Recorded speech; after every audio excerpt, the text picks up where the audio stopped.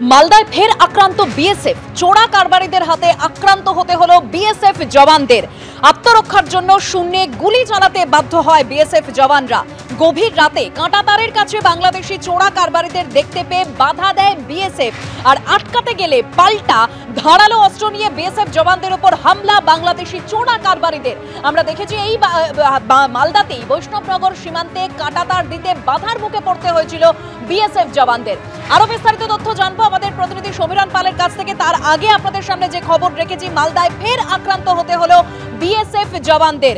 চোরা কারবারিদের হাতে আক্রান্ত বিএসএফ জওয়ানরা।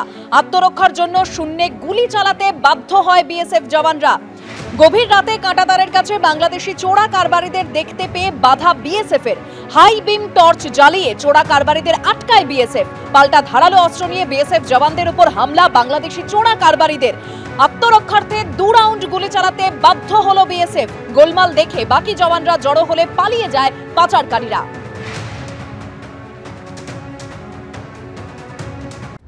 ফের বাংলাদেশ থেকে ভারতে অনুপ্রবেশে সাহায্যের অভিযোগে গ্রেপ্তার করা হলো দুজনকে।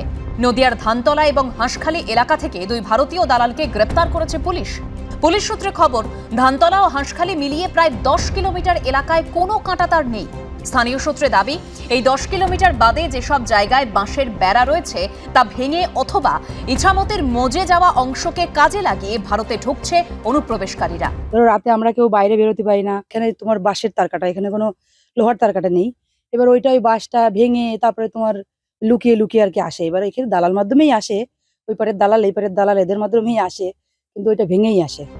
পুলিশ সূত্রে দাবি, মহিলা পুরুষ নির্বিশেষে বেঁধে দেওয়া হচ্ছে রেট। দালালদের পকেটে টাকা গুঁজে দিলেই আসা যাচ্ছে ভারতে। তার কাটার বেড়া না থাকার কারণে বিএসএফ যথেষ্ট সচেতনতার মাধ্যম দিয়ে তারা চেষ্টা চালাচ্ছে বর্ডারকে রুখে দেওয়ার, যাতে অনুপ্রবেশকারী না ঢুকতে পারে।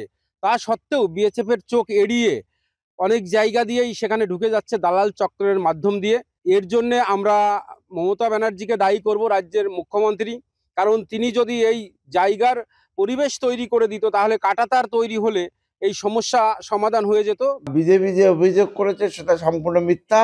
আমরা অভিযোগ করছি যে আমরা প্রমাণ করে দেব যে বিজেপির নেতৃত্ব এইখানে দালাল চক্রের সাথে যুক্ত আছে। পুলিশ প্রশাসনকে আমরা প্রত্যেকটা নাম ঠিকানা দিয়েছি, এদের অ্যাড্রেস, এদেরকে যদি গ্রেপ্তার করে তাহলে দালাল চক্রটা এখানে থেমে যাবে। পুলিশ সূত্রে খবর, গত 2 মাসে হাঁসখালি, ধানতলা ও গাংনাপুর থানা এলাকা থেকে গ্রেপ্তার হয়েছে 30 জনের বেশি দালাল ও 55 জনেরও বেশি বাংলাদেশি নাগরিক। কোথায় যাচ্ছিল? হ্যাঁ, অস্ট্রেলিয়ার কথা বলে আনছিল। বাংলাদেশ থেকে এসছো? অস্ট্রেলিয়া কি জন্য? কাজের জন্য।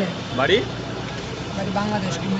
পুলিশ অনেক বেশি তৎপর এবং আমরা তৎপর হিসাবে আমাদের এই 3টে থানার এরিয়াতে যেখানে যেখানে যে ধরনের আমরা ইনফরমেশন পাচ্ছি তার উপর ওয়ার্কআউট করছি। যে জায়গাগুলো ভালনারেবল স্ট্রেচ, যেগুলো দিয়ে হয়তো ঢুকতে পারে, এবং সেই জিনিসগুলো আমাদের রানাঘাট পিডির তরফ থেকে বিএসএফদেরকেও ইন্টিমেট করে দেওয়া হবে, যাতে সেই জায়গাগুলোতেও তারা আরও বেশি করে যাতে করতে পারে।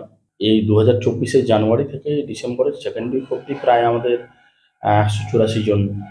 শুক্রবার ধৃত 2 জনকে রানাঘাট মহকুমা আদালতে পেশ করা হলে পুলিশ হেফাজত হয় তাঁদের। বৃহস্পতিবার বনগাঁর কলমবাগান এলাকা থেকেও 3 জনকে গ্রেপ্তার করে বনগাঁ থানার পুলিশ। পুলিশ সূত্রে দাবি, ধৃতদের কাছে কোনো বৈধ পরিচয়পত্র ছিল না।